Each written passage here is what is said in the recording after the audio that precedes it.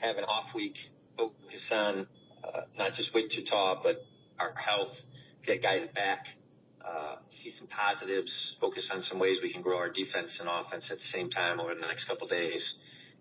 Really looking forward to postseason, but know we got to knock off Wichita. They played really well lately since our game, which to me is one of those anomalies. We almost play our very best game on the day that they are here on the road. I don't expect that to happen again.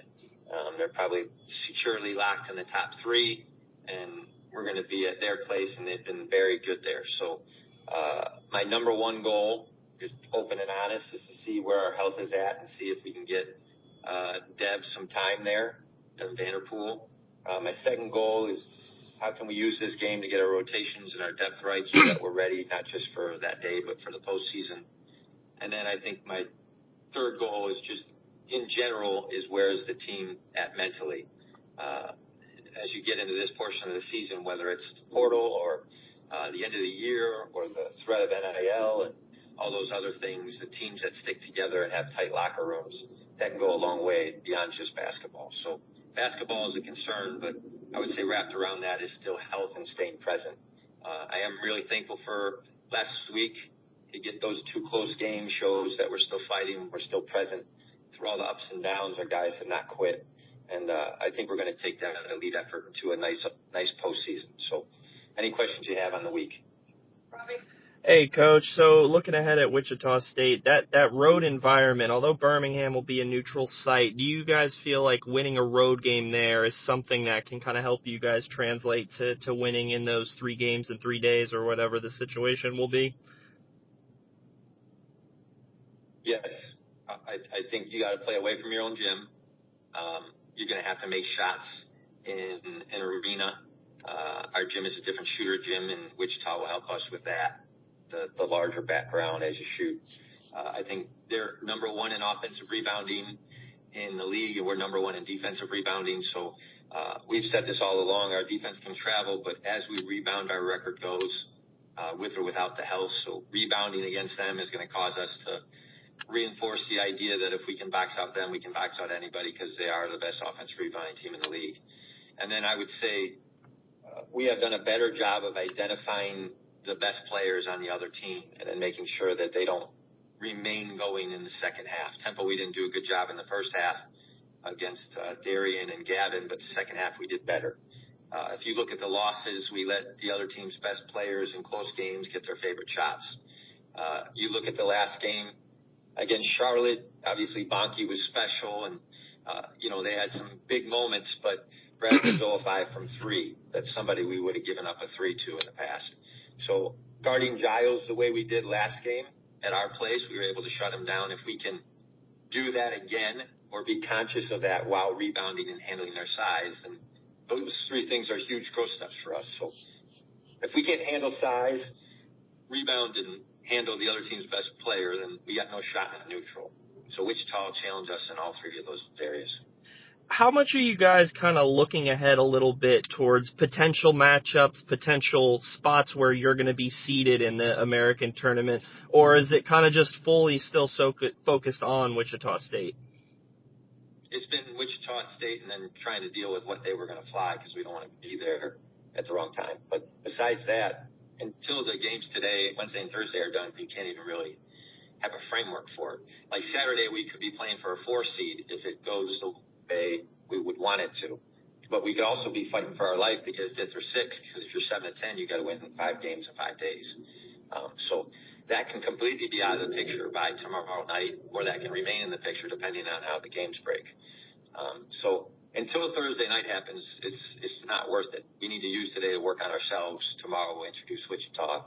Thursday night we'll get a plan, but I've spent almost no time on that besides travel dates. Hey, Coach. So I do want to take a look at Kanan, who's basically embraced that number 1 scoring option with Vanterpool on the sidelines lately. How have you seen his performances as the leading scorer to operate the offense throughout these recent wins last week? Yeah, he was all conference honorable mention. He averaged 20.5 points a game last week in the 2 games. Before both games, I said, can you please shoot at least 15 times because you're not getting the 20 plus if you don't make your usage high enough.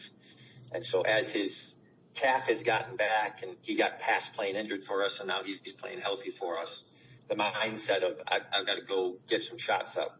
And that helps my team. I'm not hurting them by taking those. It helps the team. Has been a real positive. So 37% from three, 73% from the free throw line. To be honest, he's probably one free throw away from being even better. He's 8 of 11. He's a top 5 free throw shooter in our league. So his 3-point percentage and free throw line percentage are hovering right where they need to be.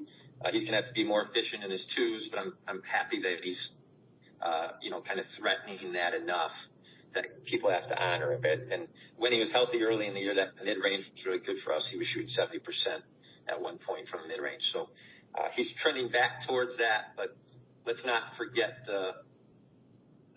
honestly, the 6.5 rebounds a game and the 2.5 assists. He's played a really total game for us. And then 3 steals, tied his career high last game. So he's doing a little bit of everything, but clearly the scoring matters.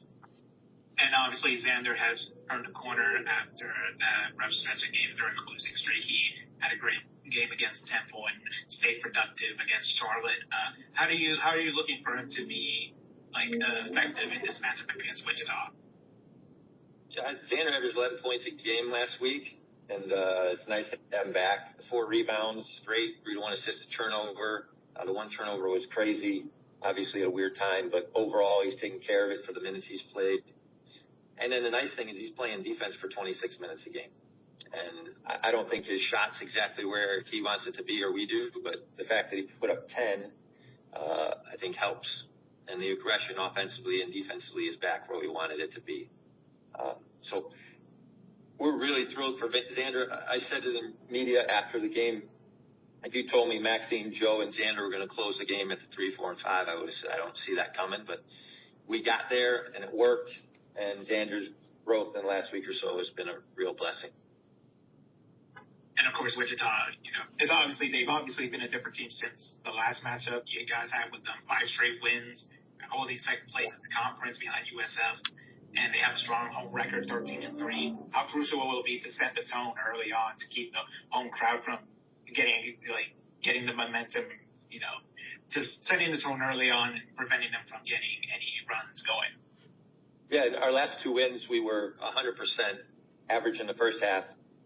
Against Temple, we made halftime adjustments and we're elite, fixed the game in the first 4 minutes of the second half. In this last game against Charlotte, we probably didn't kick in until after the first media of the second half, but you're not going to get on the road against Wichita and wait till the second half to figure things out. It'll be over before that. So we've got to remain present. That 5 wins in a row is real. Even the toughness to win a double overtime game at East Carolina, they're really good, and they're playing as good as anybody in our league right now. So they've traditionally been good at home, and for a long time, even before Paul was there, that's been a tough place to play. So when they sell out and they care, it's going to get loud. I think it can be one of the louder arenas in our gym, and our guys probably don't understand that. But there will be no waiting till the second half against them if we want to win. And last question for me, when it comes to Devin Vanterpool, how does his status look for Saturday? Is it still questionable, or does his availability look better for the conference tournament next week than it does for this week? His foot is off. He has some movement. That movement is to the place where we'll have to answer the question, does he play some for us on Saturday or not? He has not moved laterally or jumped enough for us to make a Saturday decision. I imagine that he plays next week, but every extra day off we have next week is a benefit for us. If we're a 4 seed and we get a double bye, then that clearly helps Devin. Then it's also 3 games in 3 days instead of 5 and 5. So I want to stay away from having to play on what is a Wednesday, the opening day, just for Dev's sake. But I can't say on Saturday yet. I can just tell you everyone's seen the boot on him. The boot is off, and we've taken a step forward.